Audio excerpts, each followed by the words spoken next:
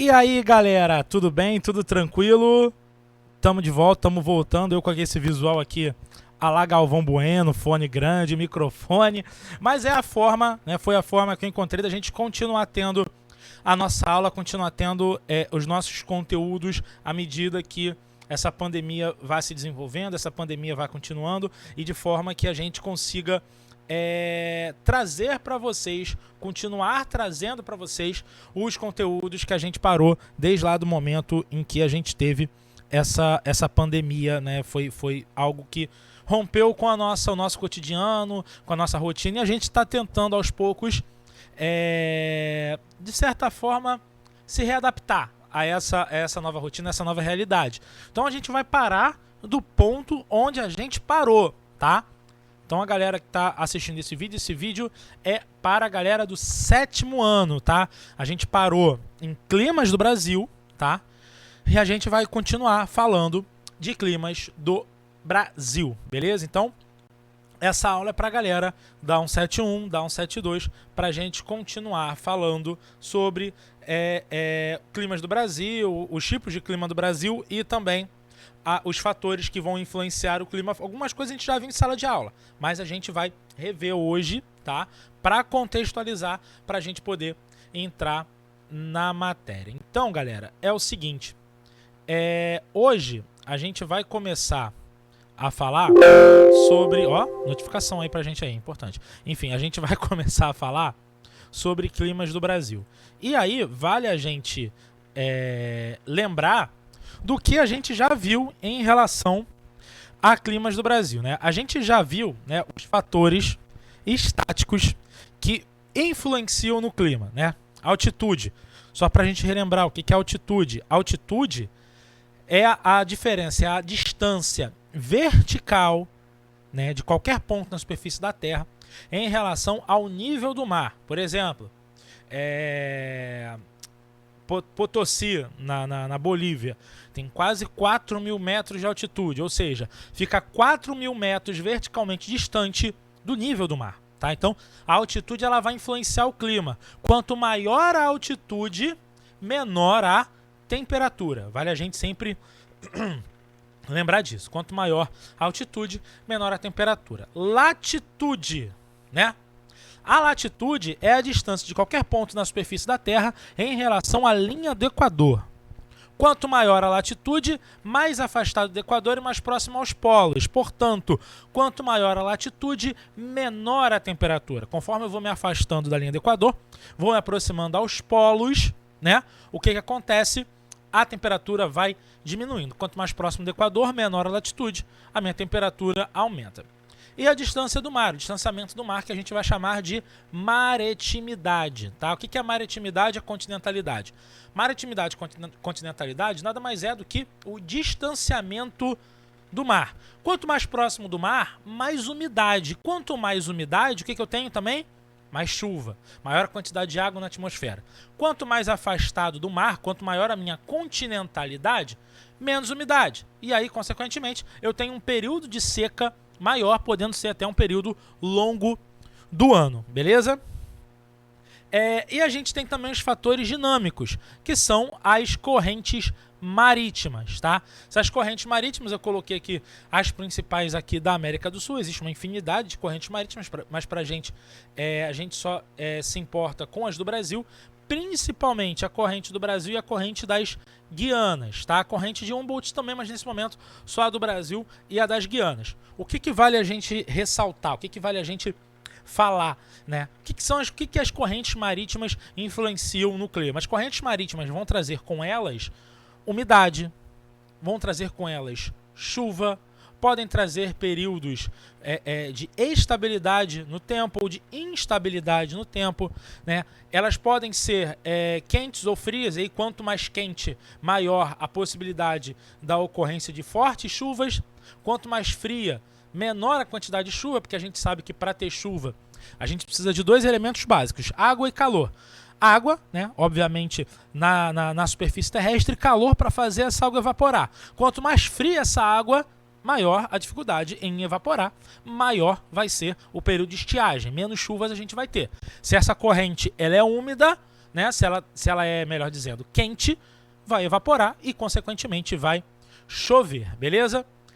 Antes da gente falar sobre massas de ar, né, que é o nosso assunto hoje, a gente vai dar uma recapitulada no que a gente viu na nossa última aula lá na sala, tá, galera? Que é justamente os tipos de clima do Brasil. E aí, só relembrando algumas diferenças de nome, tá? O tropical, né, e aí vocês têm isso anotado aí no caderno de vocês, e no livro também, que eu pedi para vocês anotarem. Quem não anotou, é bom anotar. O clima tropical, a gente também vai conhecer como tropical continental ou tropical típico, tá? O clima tropical a gente também vai conhecer como tropical continental ou tropical típico. O tropical litorâneo a gente também vai conhecer como tropical atlântico ou tropical úmido. Beleza? Então, são esses nomezinhos aqui. Vocês também agora já estão cansados de olhar para a minha cara. Vamos olhar totalmente agora para os slides, tá? É bom que eu posso tirar a meleca aqui em paz, ninguém me incomoda, né? Posso dar aquela tossida marota, posso relaxar aqui, tranquilão. Ninguém tá me vendo, espero eu. Enfim, então vamos lá, olha só. Pera aí, galera, rapidinho. Vamos lá. Esses são os climas do Brasil. E aí a gente lembra, né, que eu até comentei com vocês em sala de aula, daquela musiquinha do Wilson Simonal. Não sei se vocês estão lembrados, né, da musiquinha dele, do Moro num país tropical, abençoado por Deus e bonito por natureza. Então, galera, nós moramos sim num país tropical no que diz respeito à quantidade, ou melhor, ao ser o clima tropical ser um clima espalhado pelo território brasileiro. Ele é aquele que mais se espalha pelo território brasileiro e é aquele clima mais característico do Brasil. Entretanto, se a gente for pensar em área de abrangência, o clima equatorial é o que abrange a maior área, é o clima da Amazônia. Só a floresta amazônica, isso é o clima do norte do Brasil, melhor dizendo, com algumas exceções, como Ilha de Marajó, parte do extremo norte do país. Mas só a floresta amazônica corresponde a 49,9% do nosso território. Portanto, né, esse clima, no caso, o clima equatorial, ele ocupa boa parte do território brasileiro. Em relação à área de abrangência, nós moramos num país tropical, tá? Mas em relação ao clima característico, aquele que melhor se espalha, que mais se espalha pelo Brasil, a gente está falando do clima tropical. Beleza, galerinha? Então, esse aqui é um mapinha que vocês têm que ter em mente. Professor, eu vou ter que decorar isso? Não, você tem que entender isso. Você tem que entender aonde ocorre cada clima, onde ocorre cada clima, tá? Por exemplo, o clima equatorial, né? Ele vai ocorrer no norte do Brasil. O tropical litorâneo vai ocorrer no litoral e por aí vai. Então vocês têm que ter isso sempre em mente. Quais são, onde esses climas ocorrem? Então você tem que entender primeiro a característica desses climas para depois a gente aplicar no mapa do Brasil, beleza? As zonas climáticas da Terra, a gente já viu isso na sala também, essa matéria também do 6º ano, espero que vocês lembrem, claro que vocês lembram. Enfim, nós temos as zonas climáticas. O Brasil, a grande parte do Brasil está na zona intertropical, ou seja, o Brasil, como nós podemos ver aqui, ele está quase que na sua totalidade entre o trópico de Câncer e o trópico de Capricórnio, ou seja, o Brasil ele está na zona intertropical. O que isso quer dizer? Isso explica a tropicalidade do clima brasileiro. Calor, na maior parte do país.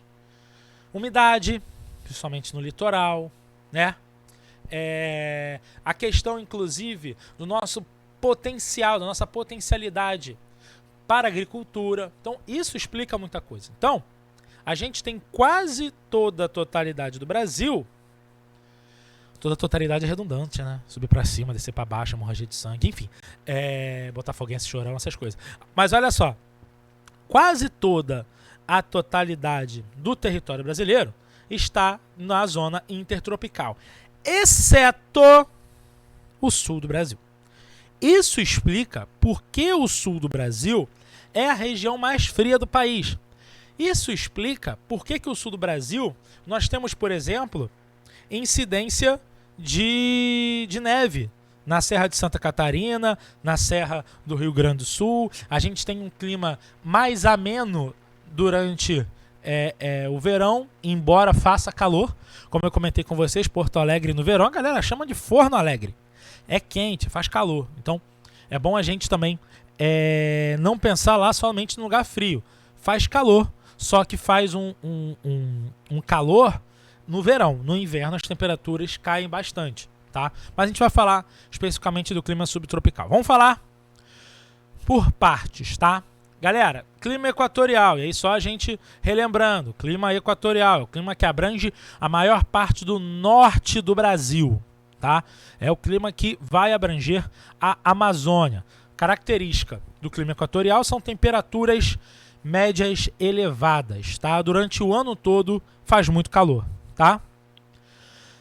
Baixa amplitude térmica, né? O que é amplitude térmica? Quem lembra? Isso, eu sei que você pensou mentalmente. Eu sei que você falou mentalmente que você estava prestando atenção na aula. Amplitude térmica é a diferença entre a maior e a menor temperatura registrada em um determinado dia, em um determinado mês, em um determinado ano, tá? E aí depende da amostragem que você quer ter. Por exemplo, a gente vai ver no clima semiárido que há uma baixa amplitude térmica, uma elevada amplitude térmica diária. Durante o dia faz muito calor, durante a noite faz muito frio. Nesse caso aqui é anual, a gente tem uma baixa amplitude térmica anual, as temperaturas elas se mantêm ao longo do ano. Alto índice pluviométrico, tá? O que é alto índice pluviométrico? Chove muito, muita chuva, tá? Costuma chover o tempo todo no clima equatorial. E um alto índice de umidade do ar, ou seja, o ar é muito úmido, a gente tem muita chuva. Isso aqui, a umidade do ar, a umidade do ar explica o alto índice pluviométrico. Como eu tenho muita umidade, obviamente eu vou ter muita chuva. Uma coisa está ligada à outra. Mas, professor, me explica uma coisa. Como que eu vou ter chuva se o norte do Brasil está afastado aqui do menino litoral? Então, normalmente, os climas litorâneos são úmidos. E os climas continentais, né, mais próximos, mais para dentro do continente, são secos. Entretanto, olha a fotinho que mostra o clima equatorial, que representa o clima equatorial. A região amazônica é uma região com muitos rios, com rios muito largos, com rios com uma vazão d'água muito grande. Ou seja, são áreas onde você vai ter uma quantidade de água muito grande. Se eu tenho uma quantidade de água muito grande, se eu tenho temperaturas médias elevadas, se eu tenho calor, se eu tenho água, logo eu vou ter o quê? Evaporação. Logo eu vou ter umidade. Logo eu vou ter um alto índice pluviométrico. Tranquilo? De boas? Então vamos que vamos. Clima equatorial, galera. Pera aí, só um minutinho. Pera aí. Não é corona, é a garganta, tá? Antes que vocês saiam correndo aí para não pegar a coronga no vídeo. Calma. Minha garganta aqui não tá legal. Vamos lá. Clima tropical. Ele vai abranger quase todas as regiões do Brasil, tá? Esse clima aqui, a gente está falando, rapidinho, a gente está falando do clima tropical típico. A gente está falando do clima tropical continental. Então a gente está falando, aqui no mapa, voltando no mapa, desse climazinho que a gente tem o amarelo mais forte, que ele está espalhado pelo território brasileiro, tá? E aí a gente tem temperaturas elevadas. Só que nós vamos ter duas estações do ano bem definidas. O inverno é ameno e seco. O verão é quente e chuvoso. Dei o exemplo para vocês quando de Brasília, né? Brasília, você vai Brasília, ó, pera aí, filho, volta. Enfim, Brasília, né, a gente tem uma característica, Brasília bem, ou não só Brasília, vamos pensar o centro-oeste aqui como um todo. A gente tem a característica de no verão ser bem quente, tá? E de certa forma é chuvoso, chove, é úmido no verão. Tanto que, vamos pegar o Pantanal. O Pantanal passa 6 meses alagado e 6 meses seco. As planícies pantaneiras passam 6 meses alagados, né, durante a primavera e o verão, e passa 6 meses secos no outono e no inverno. Então você tem duas estações bem definidas. Uma é chuvosa, outra é seca. O inverno é ameno e seco. O verão é quente e chuvoso. É normal no inverno, em Brasília, ter uma umidade relativa no ar muito baixa, um clima muito seco, que aí vai dando aquele pigarro na garganta, aquela sensação de falta de ar, aquele mal-estar. Como eu brinquei com vocês, o nosso muco, né, a famosa meleca, vai ficando durinha, né? Incomoda mais doenças respiratórias. A gente está vivendo um momento aí do coronavírus, da transmissão, doenças respiratórias durante o inverno acabam se disseminando de uma forma mais rápida, por isso há uma preocupação que a gente está entrando no período do inverno, a gente entrou no outono, e aí o verão é quente e chuvoso, vai chover, vai fazer calor. No inverno vai fazer aquele friozinho gostoso, ameno, 20, 19, 18, 15 graus, e vai ser bem seco, não vai chover, tá? Vou só pular aqui, cara, que eu botei numa ordem estranha aqui, mas vamos lá. O clima tropical atlântico, tropical úmido, é o clima que se estende do Rio Grande do Norte ao Paraná, ou seja, é o clima do litoral brasileiro, tá? Temperaturas médias elevadas, ou seja, faz calor. Nosso clima aqui do Rio de Janeiro faz calor durante o ano todo. A gente pode ter no inverno uma temperatura baixa. A gente pode ter no inverno uma temperatura um pouquinho mais baixa. Por quê? Por causa da influência da massa polar atlântica. O que é isso? Durante o inverno, a gente vai ter uma massa de ar, que daqui a pouco eu vou explicar para vocês, que vai atuar aqui derrubando as temperaturas no inverno. Se tem algum responsável por fazer a temperatura, de certa forma, diminuir aqui no Rio de Janeiro, é a massa polar atlântica, tá? As chuvas são bem distribuídas, ou seja, chove durante o ano todo. Entretanto, elas se concentram no verão. Verão é a estação chuvosa, o inverno tende a ser menos chuvoso. Em alguns anos pode ser seco, um inverno muito seco? Pode. Mas, normalmente, vai ser um ano, durante o ano todo, chuvas bem distribuídas, porém, se concentrando no verão.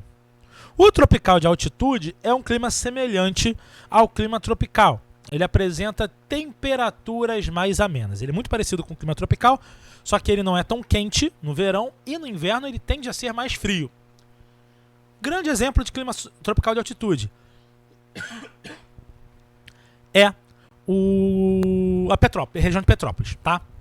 A região de Petrópolis vai ser uma região onde a gente vai ter um clima tropical de altitude. Ou seja, verão faz até um calorzinho, mas no inverno faz bastante frio. No inverno, cara, eu fui no último inverno, lá para Petrópolis, cara, é maravilhoso. Durante o dia faz até um calorzinho, uns 25 graus, sente aquele solzinho.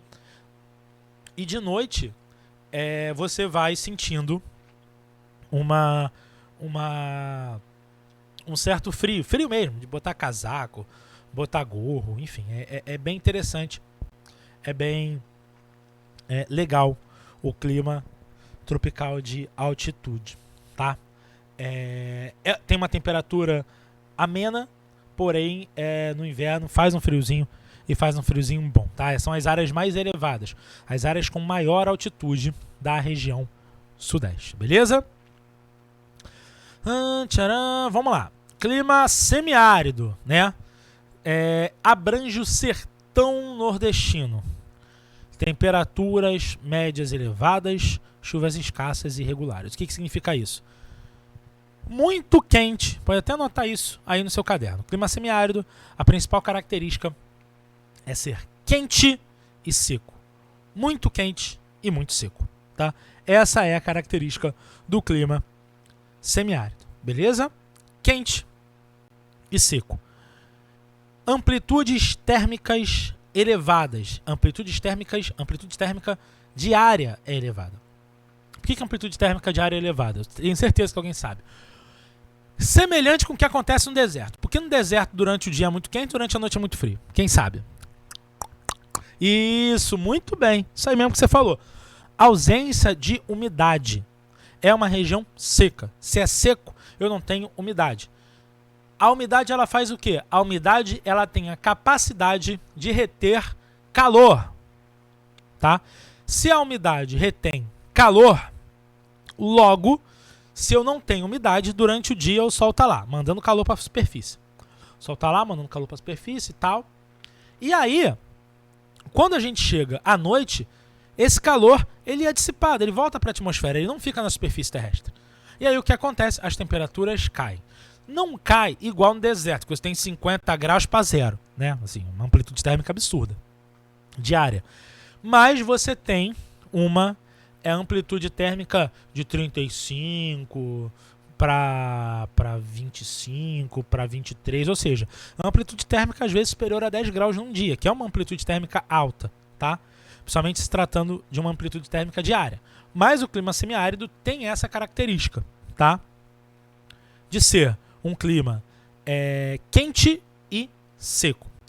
Um fator potencializa a semiaridez do sertão, que é a Chapada da Borborema. Deixa eu até ver aqui se eu encontro para vocês uma imagem, né? Eu não coloquei aqui, mas pode ser interessante a gente ter essa imagem da Chapada da Borborema, de como a Chapada da Borborema ela vai potencializar a semiaridez do sertão. A Chapada da Borborema ela é um planalto alto, né? Um plano alto, que vai impedir que as massas úmidas cheguem no sertão, né? Professor, não é mais fácil a gente implodir a Chapada da Borborema? Por mais que essa ideia pareça ser esdrúxula, ela já foi pensada, ela já foi proposta, só que a gente não sabe ao certo, né, se quais seriam as consequências disso para a natureza, quais seriam os impactos ambientais disso. Olha só, tu tem uma imagenzinha aqui, ó. Vou colocar aqui para a gente ver. Explica muito bem a questão da Chapada da Borborema. Ela é uma chapada, uma região, é um planalto alto, é uma planície, um relevo plano no alto, né? E esse relevo plano no alto vai impedir que as massas úmidas cheguem até o sertão nordestino. Ela impede, ela funciona como uma barreira natural. É como se eu tivesse...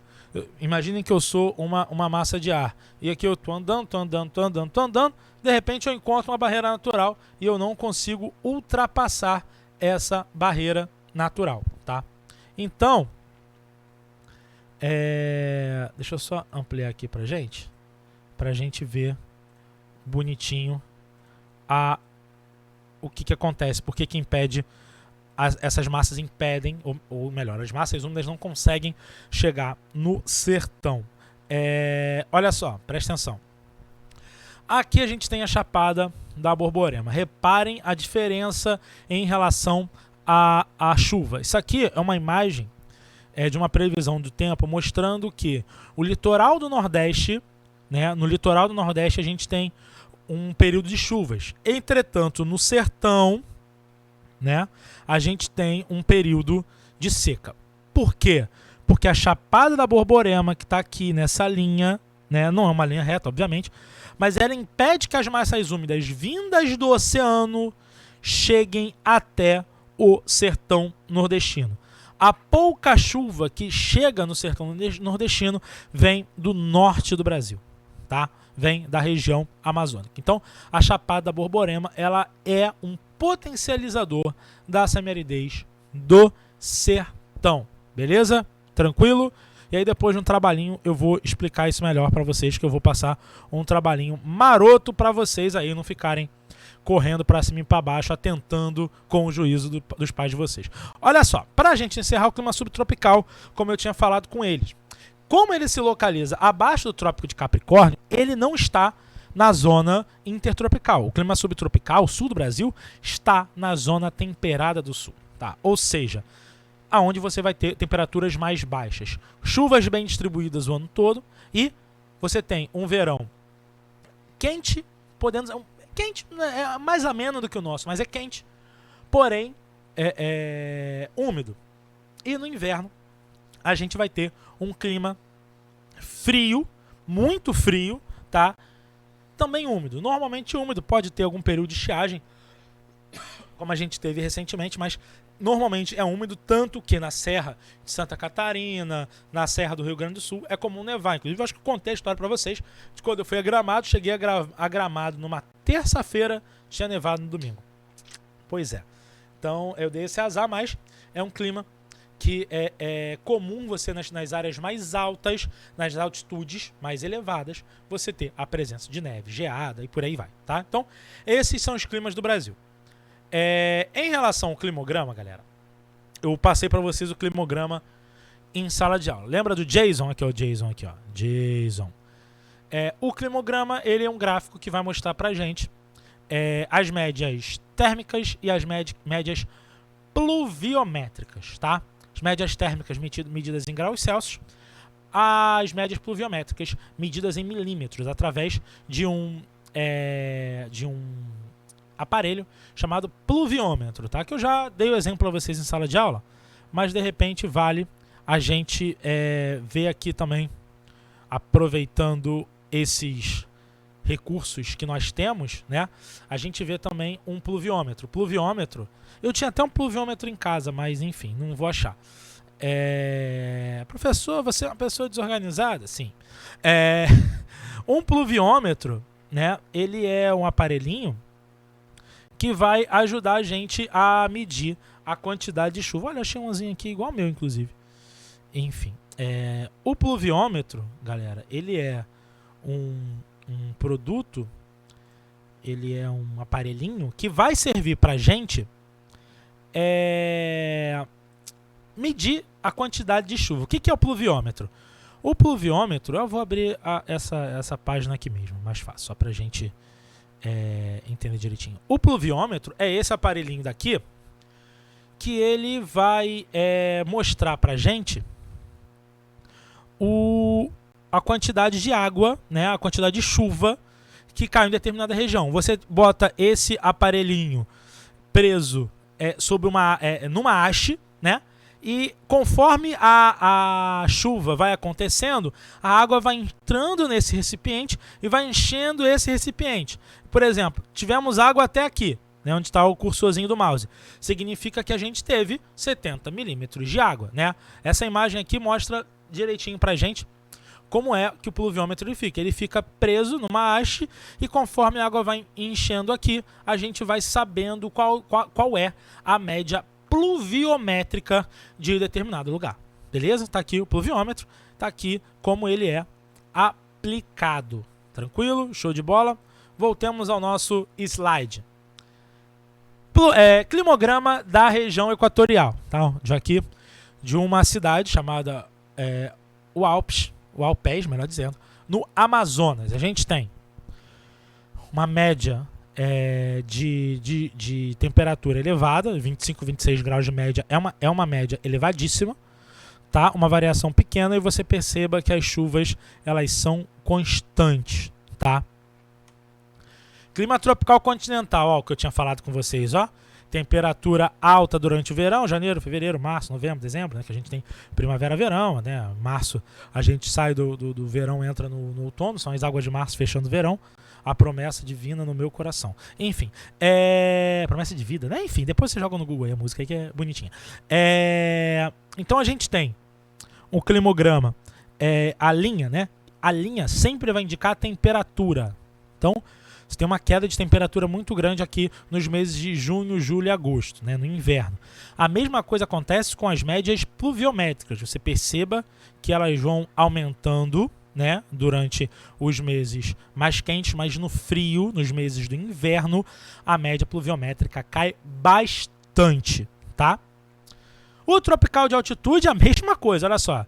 Despenca a temperatura no meio do ano. Aquilo que eu falei para vocês de Petrópolis ou São Lourenço, Minas Gerais, né? Mas Petrópolis a gente tem também isso. Durante o verão até faz uma temperatura quentinha, mas no inverno a temperatura cai e as chuvas também se concentram no verão. Tropical úmido, que é o nosso clima, percebam que a linha é alta pra caramba, né? É quente o ano todo e as chuvas, né? Elas vão se concentrar principalmente no início do verão, janeiro também. Aqui a gente está falando mais de Maceió, mas se a gente for pegar no Rio de Janeiro, a gente tem uma média de temperatura, de chuva, perdão, a média pluviométrica, a partir de dezembro até março, muito alta, tá? E no semiárido, perdão, o microfone deu problema.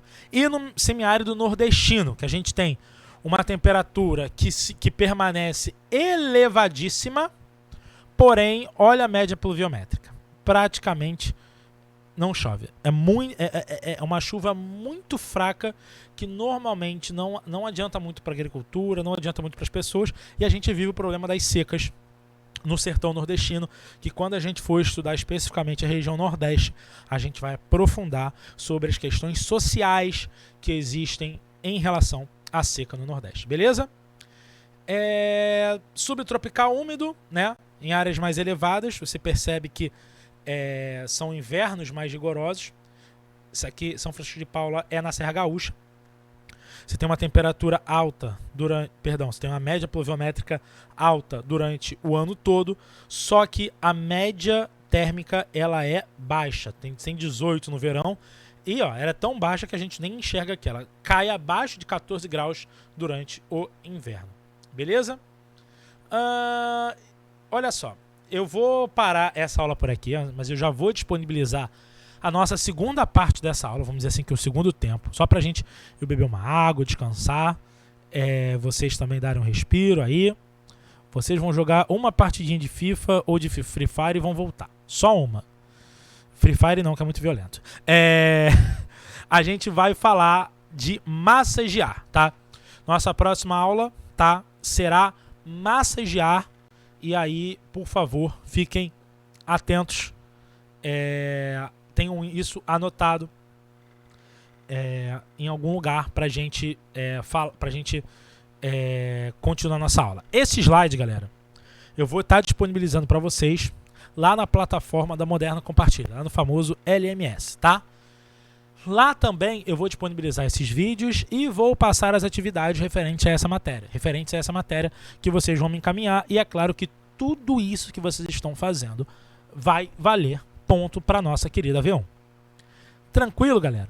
De boa? Então, lá na plataforma do LMS, você pode estar assistindo isso pela própria plataforma ou pode estar assistindo isso pelo canal do colégio no YouTube. Então, vá lá na plataforma. Se você está com alguma dificuldade para entrar na plataforma, entre em contato com o suporte da escola, porque os nossos encontros serão todos por essa plataforma.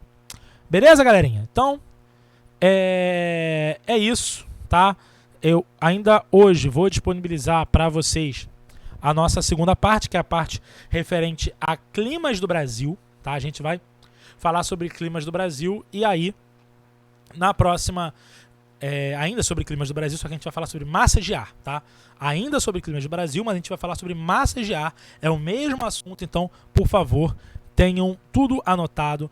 Galera, quem imprimiu o slide, colar no caderno, imprime, mas mantenham a sua organização de estudos durante esse período para não ficar perdido, porque depois todo esse conteúdo vai ser cobrado de vocês de alguma maneira, tá? Ou na V1, ou na V2, ou na V1, ou na V2 e por aí vai, tá? Então, mantenham essa rotina de estudos. Daqui a pouquinho eu venho com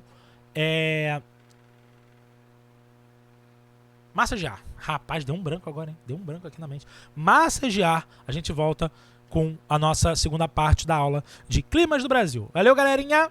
Tchau.